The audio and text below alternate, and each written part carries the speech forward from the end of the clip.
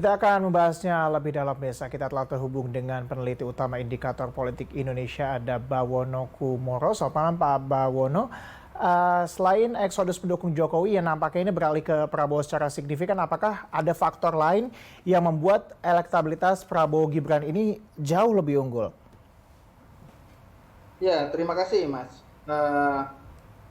Memang kami baru merilis temuan survei terbaru kami, survei nasional yang dilakukan oleh Indikator Politik Indonesia pada akhir November hingga awal Desember bulan ini ya. Jadi kalau dibandingkan survei periode sebelumnya yang kami lakukan di akhir bulan Oktober, ada kenaikan elektabilitas yang cukup tinggi dari pasangan Prabowo Gibran. Ada kenaikan sekitar 6% dibandingkan survei terdahulu. Sementara di dua pasangan lain, pasangan Ganjar Pranowo dan Mahfud MD mengalami penurunan sekitar 5% dari periode survei terdahulu, sedangkan pasangan Anies Baswedan dan Muhaimin Iskandar cenderung mengalami stagnasi. Nah, kalau kita lacak, kita cari tahu sebab mengapa ada penurunan dari pasangan Ganjar Pranowo dan Mahfud MD, serta ada kenaikan yang cukup pesat dari pasangan Prabowo Gibran, maka kita temukan jawabannya dari adanya migrasi yang semakin besar dari pemilih Pak Jokowi di 2019 yang sebelum Pak Prabowo berpasangan dengan Gibran itu masih dominan lari kepada Ganjar Pranowo. Ganjar Pranowo. Artinya bahwa dengan dipilihnya Gibran ini semakin mengkonsolidasi bahwa kotel efek yang dihasilkan Jokowi ini beralihnya langsung ke Prabowo, begitu ya? Betul.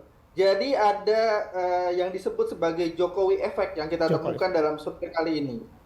Dipilihnya Mas Gibran Rakabuming Raka sebagai cawapres dari Prabowo Subianto ternyata membawa pengaruh yang signifikan terhadap migrasi secara besar-besaran pemilih Pak Jokowi di 2019 dari sebelumnya dominan kepada Pak Ganjar Pranowo sekarang beralih kepada Prabowo Subianto. Kalau kita lihat data survei, ketika sebelum menggandeng Mas Gibran, pemilih Pak Jokowi yang mendukung Pak Prabowo atau yang mengaku akan memilih Pak Prabowo di pemilu mendatang, itu angkanya masih berkisar di sekitar 25 hingga 28%.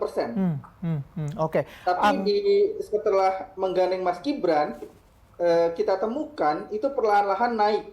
Kalau di survei periode Oktober lalu, itu sudah mencapai 34,9%. Dan sekarang angkanya sudah 41,0%. Gitu ya. Kalau kita melihat kan Pak, artinya bahwa ini pada saat yang sama kita mengetahui banyak kritik yang disampaikan bahwa dengan dipilihnya Gibran untuk mendampingi Prabowo Subianto, tapi di satu sisi juga kita melihat bahwa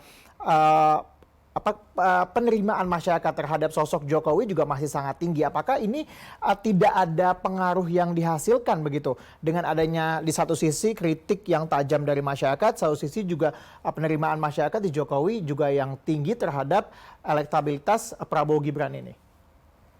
Ya, memang kalau kita lihat sepertinya kritik yang berkembang gitu ya dari sejumlah kelompok masyarakat, katakanlah civil society atau kontroversi yang polemik katakanlah yang mewarnai pencalonan Gibran Rakabuming Raka sebagai pendamping Prabowo Subianto itu tidak membawa dampak negatif terhadap approval rating Pak Jokowi. Kalau kita lihat di survei kali ini juga approval rating Pak Jokowi itu masih tinggi, di sekitar angka 78% ya, gitu. Jadi memang kontroversi atau polemik yang beredar selama akhir Oktober lalu, pertengahan Oktober lalu, kemudian hingga Gibran diputuskan sebagai pasangan calon Pak Prabowo, itu tidak terlalu berdampak secara signifikan terhadap approval rating Pak Jokowi dan juga justru juga hampir tidak ada dampak negatif sama sekali terhadap tren elektabilitas Pak Prabowo. Oke. Kalau kita membaca data yang sama, artinya approval ratingnya naik, kemudian elektabilitas Prabowo Gibrannya naik, apakah sebaran kenaikan itu juga sama dengan di mana Jokowi itu memiliki approval rating yang tinggi. Artinya bahwa di daerah-daerah tertentu begitu kekuatan basisnya ada di mana kalau kita membaca kedua data ini? Ya, kalau kita lihat juga dari survei yang kami rilis hari ini, kalau kita lihat mulai ada pergerakan yang positif dari elektabilitas Prabowo Gibran di basis-basis yang dulu tidak pernah dimenangkan oleh Pak Prabowo. Artinya di daerah-daerah yang dulu Pak Prabowo sangat sulit bersaing dengan Pak Jokowi. Misalnya di Jawa Timur. Posisi elektoral di Jawa Timur saat ini, pasangan Prabowo Gibran sudah unggul dari dua pasangan calon lain. Kemudian di daerah-daerah di timur seperti Nusa Tenggara Timur, Papua, itu juga kita lihat data elektoral terkini menunjukkan bahwa pasangan Prabowo Gibran itu sudah unggul dari dua pasangan lain. Memang ada potensi di basis-basis lama Pak Prabowo seperti di Aceh, di Sumatera Barat gitu ya, yang mungkin akan tergerus atau berkurang dukungannya terhadap Pak Prabowo karena menggandeng Mas Gibran. Seperti kita tahu di daerah-daerah tersebut, di basis-basis lama Pak Prabowo, tingkat approval rating atau kepuasan terhadap Presiden Jokowi itu selalu berada di bawah rata-rata nasional. Oke.